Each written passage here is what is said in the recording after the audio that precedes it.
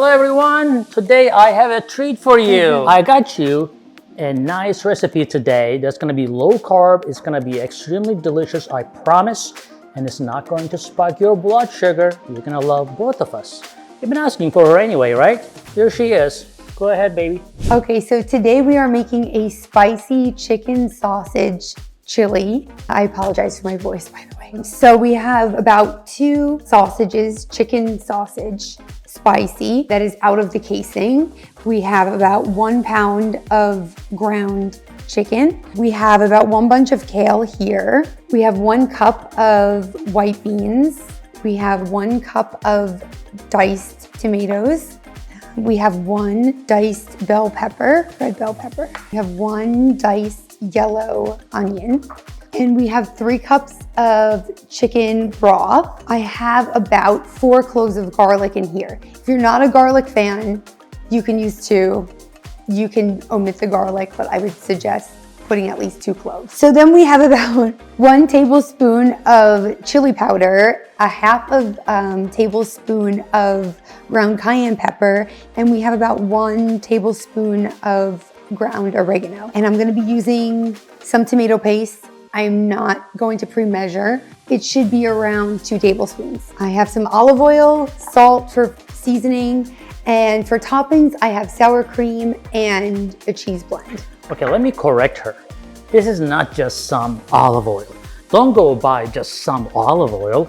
Go buy the first cold-pressed organic extra virgin olive oil. And why is cold pressed better? Tell me. Well, because during the process when they are making these olives, it gets very heated, and that heat kills a lot of good things in this pan. Well, you also have to be careful Hold on. because certain olive oils are used for sauteing, while others are used for toppings.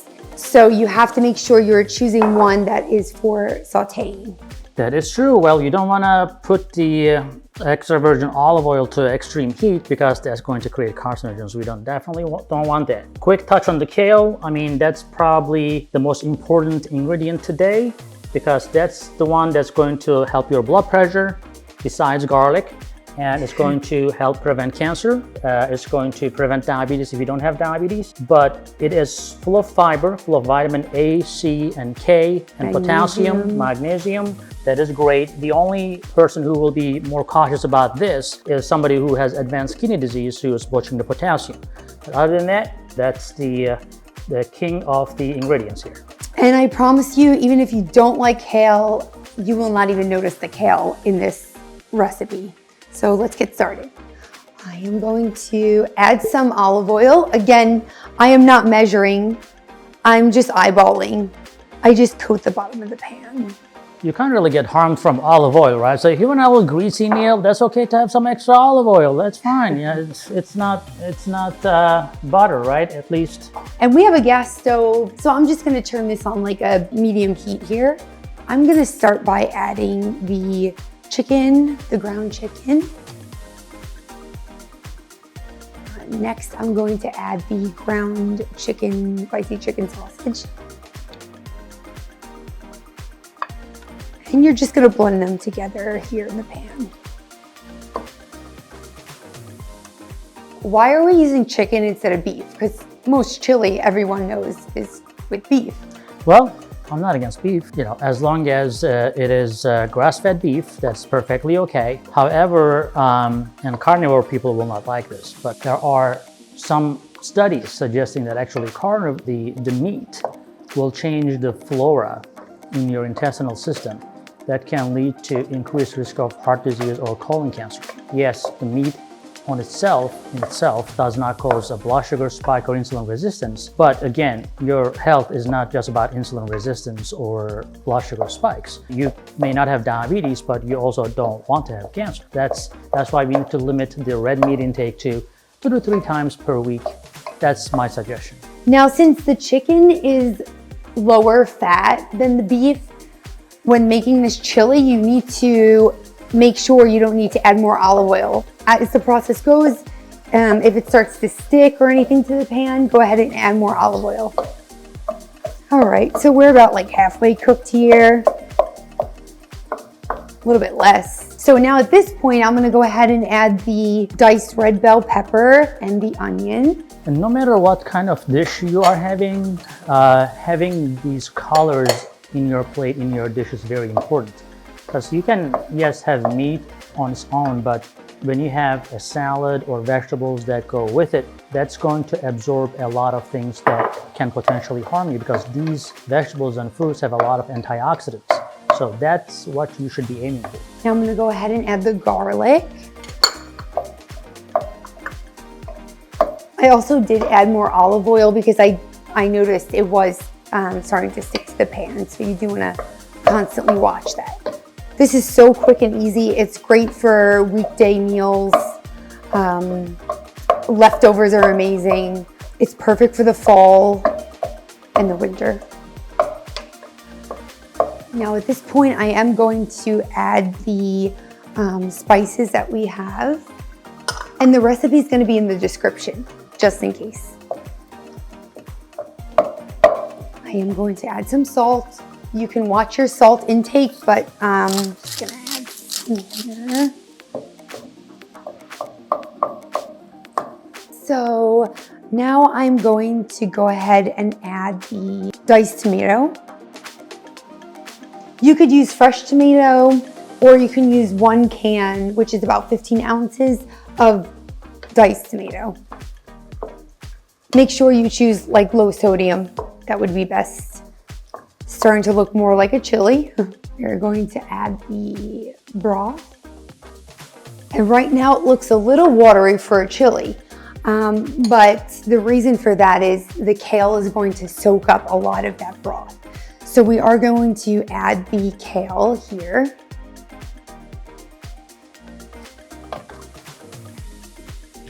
And I am going to add some tomato paste. Again, I don't measure, but it's around 2 tablespoons.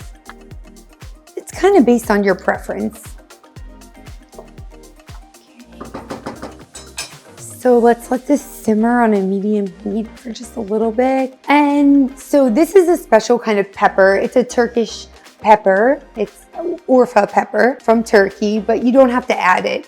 If you want this extra spicy, go ahead and add whatever pepper is available to you, red pepper, anything spicy. This will make it very spicy.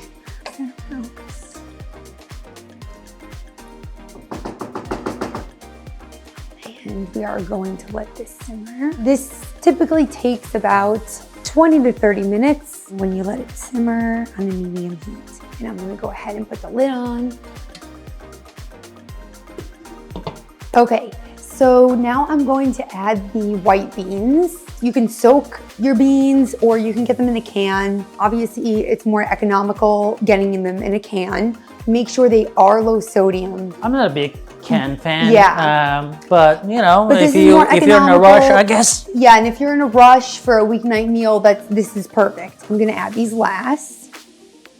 So how long did you simmer this before you put the beans? This is about 30 minutes. Make sure the meat is obviously cooked. You know, you can tell. If you want the chili a little bit thicker, you can go ahead and add less chicken broth to it or more kale, more meat. That would be great. So I'm gonna go ahead and let those beans kind of warm up in there. And then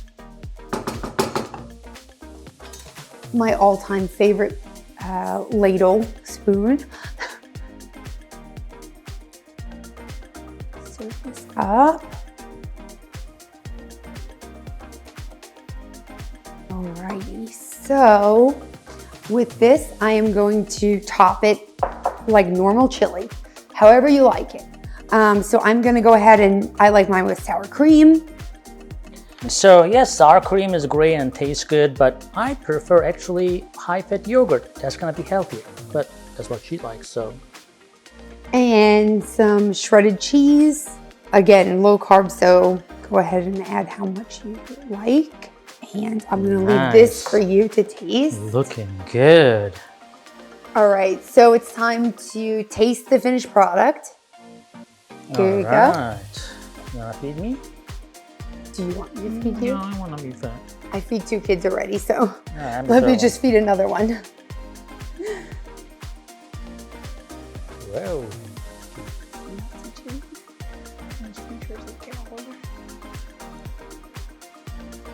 Oh, sorry about that. Oh.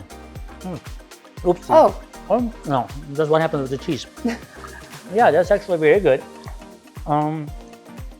Salt is perfect, it's not very salty. Okay. And that's the perfect balance of, tomato. I thought like tomato was gonna be too much for this, but for chili, I think this is gonna get a little drier. Right now it's a little more like a soupy, but I think like I said, you can add less chicken stock to this, and or more kale. Don't burn yourself because Oh, here. this is really hot when it first comes out, right? So actually, those type of things that, especially with pizza or very hot food, it creates oral cancer in the future. So even when you're tasting the food, yeah, I mean, it can, of course, it will for everyone. But basically, every damage, every toxin that's happening to your cells can trigger cancer, because cancer happens when your body is trying to repair something. And when the repair goes wrong, then you develop cancer. And you basically try to avoid all those damage, oxidation, etc. But good job, baby. So long story short, don't burn your mouth. Don't burn your mouth. Let it cool down a little bit. Enjoy and let us know how you like this recipe.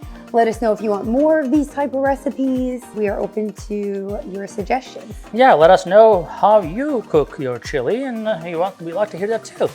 Hello everyone, thanks for watching. And this year we are announcing for 2025 January start a diabetes reversal program, and we need your input. So go to diabetesreversalformula.com and sign up. Be a thought leader. Give us your recommendations how to create this program so we can beat diabetes together. See you later.